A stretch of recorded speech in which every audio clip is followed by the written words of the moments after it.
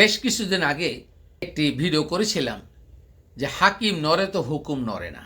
আর হাকিমের যারা সাঙ্গপাঙ্গ থেকে যায়, তারা যেখানে পদায়নে আছে, তারা ওই পূর্বের হাকিমের কথা অনুসরণ করে হয়রানির রাস্তা খোঁজে। একটি ঘটনা দিয়ে শুরু করব। গত 8 তারিখে চায়না থেকে আমার দুজন গেস্ট এসেছে। তারা একটি ইয়ার্ন সাপ্লায়ার মিল থেকে আসছে। 6টা ইয়ার্ন এবং অন্যান্য ইয়ার্ন তারা দিবে। আমাদের সাথে একটি চুক্তির ভিতরে আসছে, আমরা তার মার্কেটিং করব, আমরা তাদের সাথে সম্পৃক্ত হয়ে কাজ করব। এয়ারপোর্টে আসার পরে তারা যে স্যাম্বলগুলি আসছে, বিভিন্ন ধরনের স্যাম্বল, একই স্যাম্বল না, হ্যাঙ্গার স্যাম্বল, সোয়ার স্যাম্বল, এক এক ধরনের স্যাম্বল, প্রায় 20 কেজি স্যাম্বল আমাদের জন্য নিয়ে আসছে, যা দিয়া তাদের প্রোডাক্ট কোয়ালিটি আমরা কাস্টমারকে শো করতে পারি। অথচ এয়ারপোর্ট কাস্টম তাদের কাছে $200 দাবি করলো।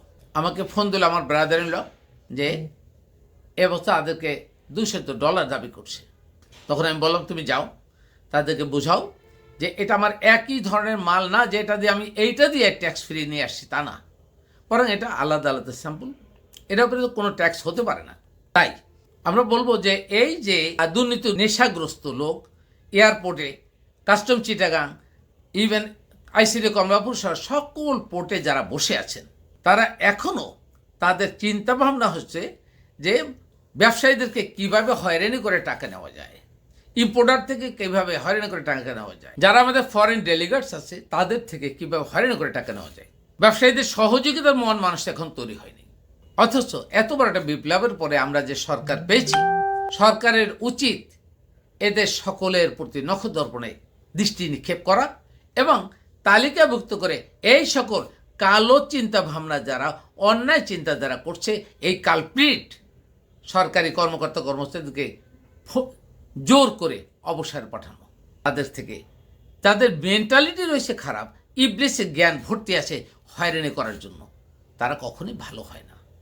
সুতরাং এই ব্যাপারটা প্রত্যেকের কাছে অনুরোধ করব, ব্যবসায়ীরা সহ সকলে আপনারা এটাকে যথাসম্ভব ছড়িয়ে দিন, আপনারা সোচ্চার হন, তাহলেই এখান থেকে মানুষ সরে আসবে। আর যত দ্রুত সম্ভব, আগের আমলে, সাবেক সরকার আমলে কাস্টম নীতি এবং আইন যা অন্যায়ভাবে করা হয়েছে, সেগুলো আস্তে আস্তে সংস্কার দরকার। সংস্কার দরকার নীতিতে, নৈতিকতায়, শিক্ষানীতিতে। সংস্কার একটা পোর্শনে না, পুরো সেক্টর সহ সংস্কার হতে হবে। তাহলে মানুষ শুদ্ধভাবে ব্যবসা করবে। ব্যবসায়ীদেরকে মূল্যায়ন করতে হবে। ব্যবসায়ীরা দেশের চালিকা শক্তি। সরকার যদি ব্যবসায়ীদেরকে এই ব্যবসা করার সুযোগ না দেন, তারা যদি স্বচ্ছভাবে ন্যায্য পাওনাটা আদায় করতে না পারেন বা গ্রহণ করতে না পারেন, এই দেশ আবার ভঙ্গুর হয়ে যাবে। সুতরাং সরকারের প্রতি বিনীত অনুরোধ, আপনারা একেবারে কাস্টম নীতি থেকে শুরু করে যত ট্যারিফ আছে, সমস্ত ট্যারিফ থেকে শুরু শুদ্ধভাবে অভিযান চালিয়ে এখানে সংস্কার করার জন্য জোর অনুরোধ করছি।